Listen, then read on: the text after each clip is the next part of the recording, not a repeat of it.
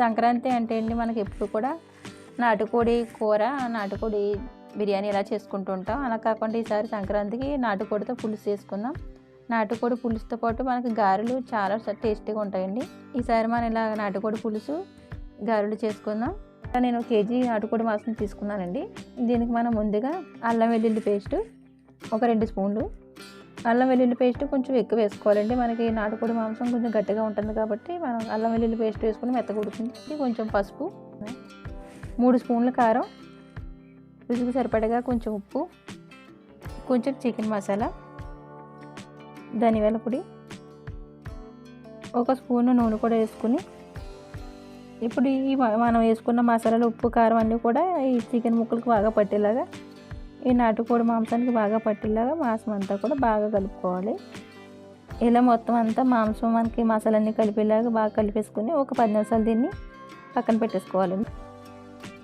ఇప్పుడు స్టవ్ వెలిగించుకుని కుక్కర్ తీసుకోవాలండి. కుక్కర్ తీసుకుని దీంట్లో 2 స్పూన్ల ఆయిల్ వేసుకోవాలి. ఇప్పుడు ఆయిల్ వేడైన తర్వాత ముందుగా పచ్చిమిరపకాయ మనం సన్నగా కట్ చేసుకుని పక్కన పెట్టుకున్న పచ్చిమిరపకాయ ముక్కలు వేసుకోవాలి. ఇప్పుడు దీంట్లోనే కట్ చేసి పక్కన పెట్టుకున్న ఉల్లిపాయ ముక్కలు కూడా వేసుకొని బాగా గోల్డెన్ కలర్కి వచ్చేంత వరకు వేపుకోవాలి. ఇప్పుడు ఉల్లిపాయ ముక్కలు వేసుకున్న తర్వాత మనం 1 స్పూను సాల్ట్ వేసుకుందామండి. సాల్ట్ వేసుకోవడం వల్ల మనకి ఉల్లిపాయలో ఉన్న వాటర్ మొత్తం పోయి ఉల్లిపాయలు త్వరగా వేగితాయి, మాడిపోకుండా. వేసుకున్న తర్వాత ఒకసారి మొత్తం అంతా బాగా కలుపుకోవాలి. ఇప్పుడు ఉల్లిపాయ మనకి సగం వేగిన తర్వాత ఒక 1/2 కప్పు ఉల్లిపాయ పేస్ట్ అండి, ఒక 2 పెద్ద సైజు ఉల్లిపాయలు తీసుకుని ఇలా మిక్సీ పట్టుకోవాలి. ఈ ఉల్లిపాయ పేస్ట్ వేసుకోవడం వల్ల మనకి పులుసు కాబట్టి కొంచెం గ్రేవీ ఎక్కువగా వస్తుంది. ఇప్పుడు ఉల్లిపాయ మనకి వేగిన తర్వాత ఇప్పుడు దీంట్లోనే కొంచెం అల్లం వెల్లుల్లి పేస్ట్ కూడా వేసుకోవాలి. మనం ముందుగా చికెన్లో వేసుకొని కలుపుకున్నాం కదా, ఇప్పుడు కూర సరిపడగా అల్లం వెల్లుల్లి పేస్ట్ వేసుకోవాలి.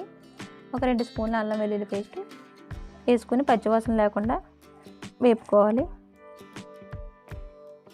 ఇప్పుడు మనకి ఉల్లిపాయ వేగిన తర్వాత ముందుగా కలుపుకొని పక్కన పెట్టుకున్న చికెన్ కూడా మనం కుక్కర్లో వేసేసుకోవాలి.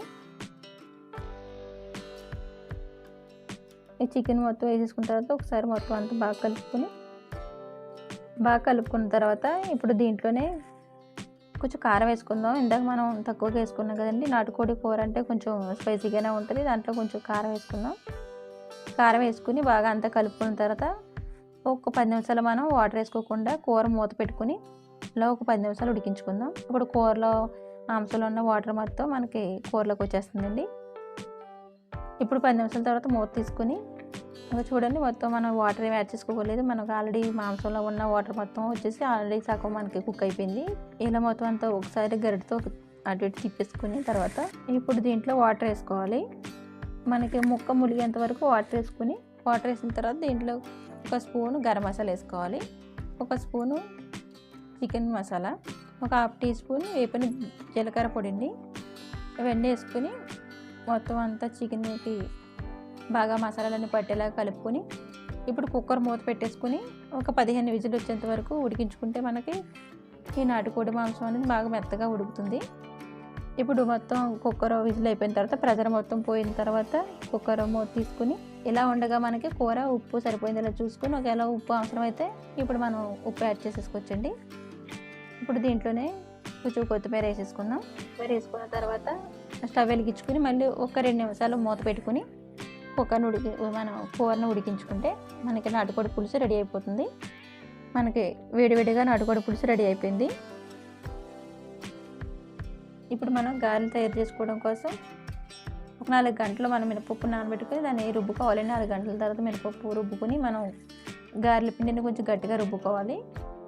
నీళ్ళు పోయకుండా గట్టిగా రుబ్బుకోవాలండి. ఇంకా ఇలా కొంచెం గట్టిగా మెత్తగా ఉండాలి. అలా ఉంటే మనకి గారెలు అనేవి బాగా వస్తాయి. మరీ ఎక్కువ పలచగా రుబ్బేసుకుంటే మీకు ఆయిల్ ఎక్కువ పీల్చేసి గారెలను తినడానికి బాగుండవు. ఇప్పుడు ఈ పిండిలో ఒక గుప్పెడు ఇడ్లీ నూక వేసుకోవాలండి. ఈ ఇడ్లీ రవ్వ వేసుకోవడం వల్ల మనకి గారెలు అనేవి క్రిస్పీగా కరకలాడుతూ వస్తాయి. ఇప్పుడు దీంట్లోనే మనకి రుచికి సరిపడగా ఉప్పు కూడా వేసేసుకుని మొత్తం అంతా బాగా కలిసేలాగా బాగా మిక్స్ చేసుకోవాలి. పిండి మొత్తం అంతా నూక సాల్ట్ కలిసేలాగా బాగా కలుపుకోవాలి. వాటర్ ఏమి యాడ్ చేసుకోకుండా కలుపుకోవాలండి. ఇప్పుడు గారెలు తయారు చేసుకోవడం కోసం మనం స్టవ్ వెలిగించుకుని డీప్ ఫ్రైకి ఆయిల్ పెట్టుకుందాం. ఇప్పుడు మనకు ఆయిల్ వేడైన తర్వాత గారెలన్నీ కూడా ఇలా చేసుకుని వేసుకుని డీప్ ఫ్రై చేసుకోవాలి. ఈ గారెలు మరీ మనకి బాగా డీప్ ఫ్రై చేసుకోకూడదండి, కొంచెం మీడియంగా ఉండగా తీసుకుంటే మనకి నాటుకోడి పులుసులో తినడానికి బాగుంటాయి. మరీ కరకరలాడుతూ వేపేసుకుంటే అంత టేస్టీగా ఉండవు. మనకి ఈ గారెలు మొత్తం లైట్ గోల్డెన్ కలర్లోకి వచ్చిన తర్వాత తీసేసుకోవాలండి, లేకపోతే మరీ ఎక్కువగా వేగిపోతాయి. అంతేనండి, మన సంక్రాంతి స్పెషల్ నాటుకోడి పులుసు గారెలు రెడీ అయిపోయి.